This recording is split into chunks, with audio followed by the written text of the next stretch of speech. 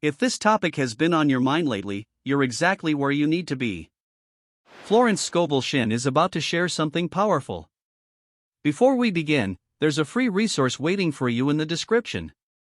Now, let's listen. Yesterday, a woman told me she'd been visualizing her dream house for 3 years. Every window, every doorknob, every shade of paint. She had vision boards, she had affirmations, she had crystals, and she was more stuck than ever. "Florence," she said, "what am I doing wrong?"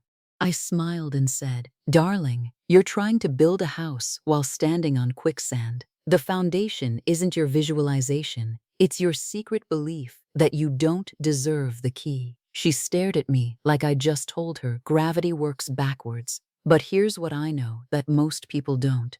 You've been taught that manifestation is about wanting harder, visualizing clearer, and affirming louder. But you're exhausted from pushing against invisible walls, wondering why everyone else seems to effortlessly attract what you're desperately chasing. I understand that crushing disappointment of doing everything right spiritually but feeling more stuck than ever. I know that secret shame that whispers maybe you're broken or unworthy of your desires. Here's what I want you to understand. Your stuckness isn't a manifestation problem, it's a circulation problem. You're trying to pour new wine into old wineskins, attempting to create abundance while unconsciously holding patterns of limitation. The universe isn't withholding from you. You're unconsciously withholding from yourself through hidden beliefs that contradict your conscious desires. True manifestation isn't about getting the universe to give you something. It's about removing the invisible blocks that prevent you from receiving what's already trying to reach you. By the time we're finished here together, you'll understand why your efforts haven't worked and feel the profound relief of knowing that your dreams aren't impossible. They're inevitable once you clear the pathway. But before I tell you how to clear that pathway, let me share 2 stories that changed everything I thought I knew about why we stay stuck. The first story involves a woman I'll call Margaret. She came to me in tears one afternoon, completely bewildered.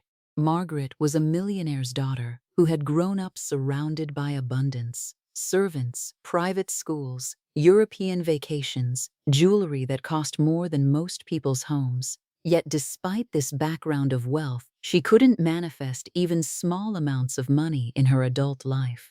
She was working 3 jobs just to pay rent on a tiny apartment, while her friends, who grew up with much less, seemed to attract money effortlessly. "I've studied every book on prosperity," she told me. "I visualize checks coming in the mail. I affirm abundance every morning.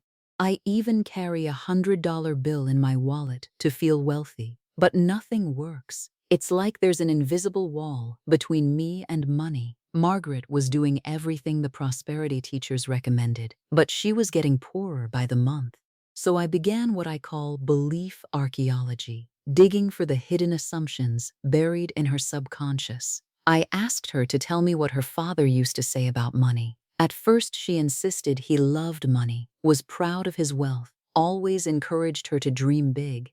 But then I asked a different question. What did he say about other wealthy people? Margaret's face went pale.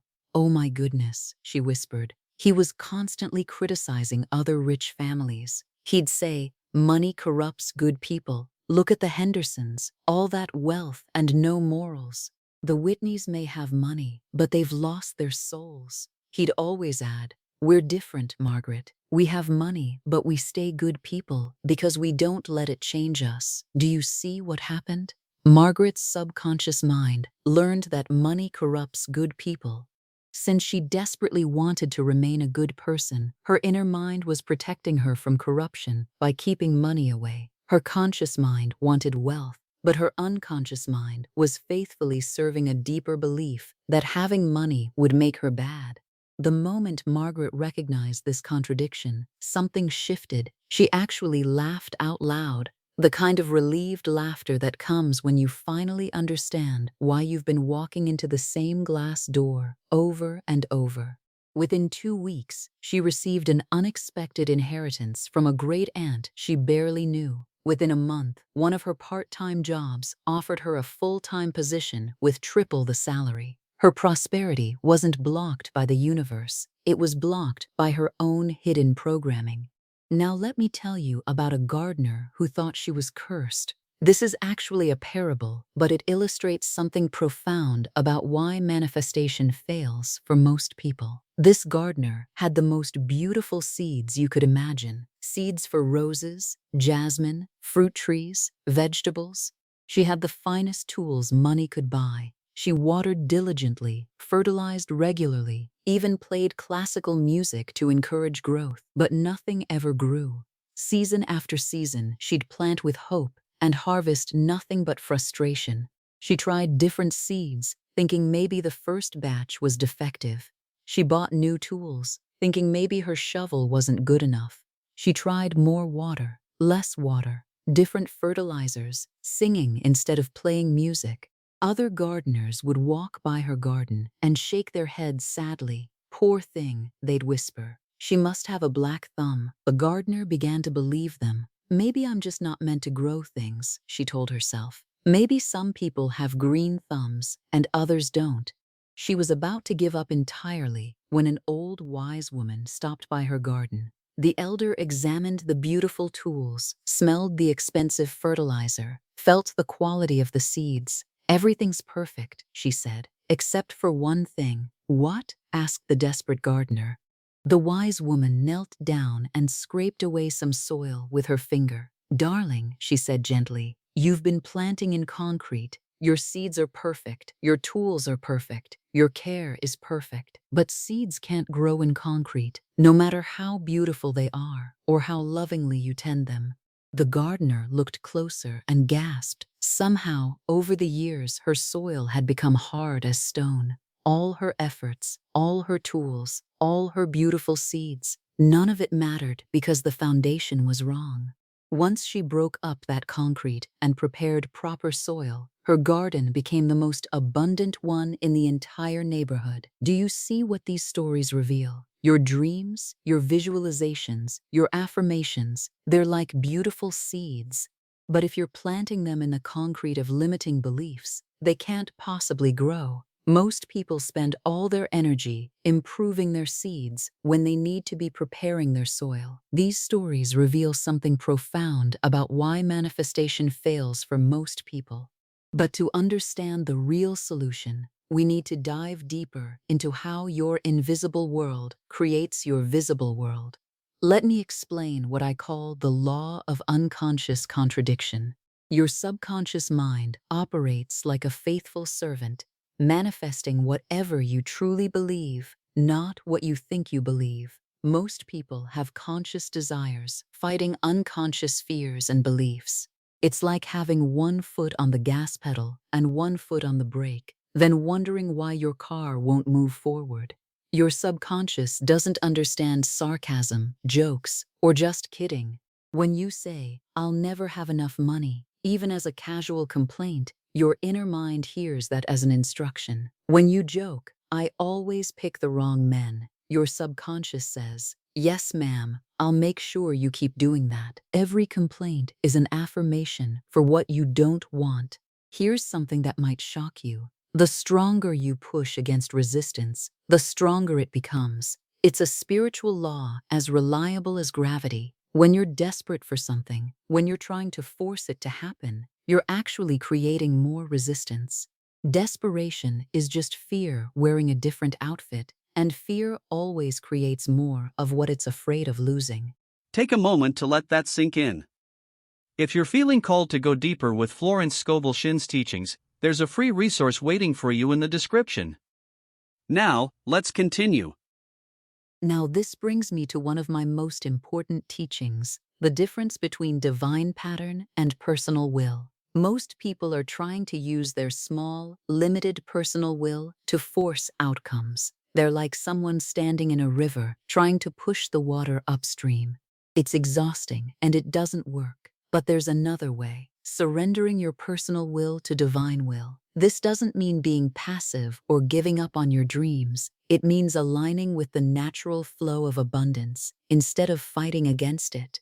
When you're aligned with divine will, you're like a skilled surfer riding the wave instead of fighting it. How do you know the difference between inspired action and desperate action? Inspired action feels light, even when it's challenging. It feels like a natural next step. Desperate action feels heavy, forced, like you're swimming upstream against a strong current. Inspired action often comes with perfect timing and seeming coincidences. Desperate action usually involves struggle and obstacles at every turn. Let me share the fundamental spiritual laws that govern manifestation, what I call the game of life rules. First is the law of preparation. You must prepare for what you want as if it's already on its way. If you want a loving relationship but your apartment only has space for one person, you're sending mixed messages. If you want prosperity but you're afraid to check your bank balance, you're not prepared to receive abundance. The second law is non-resistance. What you resist persists. Whatever you're fighting against in your life gets stronger. If you're constantly complaining about being single, you're giving energy to being single. If you're always worried about money, you're feeding the experience of lack. Non-resistance doesn't mean you like everything in your life. It means you stop giving your power away by fighting what is. The third law is forgiveness, clearing old patterns. Resentment is like drinking poison and expecting the other person to die. Every grudge you hold is energy that could be flowing toward your dreams instead. Forgiveness isn't about letting others off the hook. It's about setting yourself free to receive your good.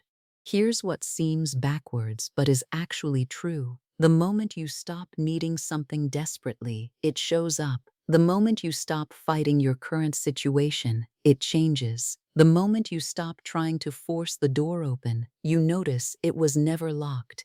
This isn't just spiritual theory. It's how energy works in the invisible realm that creates your visible world. I know this might feel overwhelming, like I'm asking you to rewire your entire mind. But the beautiful truth is, you only need to start with one simple shift. Let me show you exactly how. First, I want you to do what I call belief archaeology. This is a simple method for uncovering hidden limiting beliefs by examining patterns of what consistently doesn't work in your life. Take out a piece of paper and write down your biggest stuck area. Maybe it's money, maybe it's love, maybe it's health, maybe it's career. Now complete this sentence. People who have what I want are usually, and write down the very first things that pop into your mind. Don't edit, don't make it nice. Just write your gut reactions. If you want more money, what do you really think about wealthy people? If you want a loving partner, what do you secretly believe about people in happy relationships? If you want a successful career, what are your hidden judgments about successful people? Notice your gut reaction as you read what you wrote. That's your hidden belief. These unconscious judgments are why your good can't reach you. You can't attract what you secretly criticize. Now ask yourself, where did I learn this?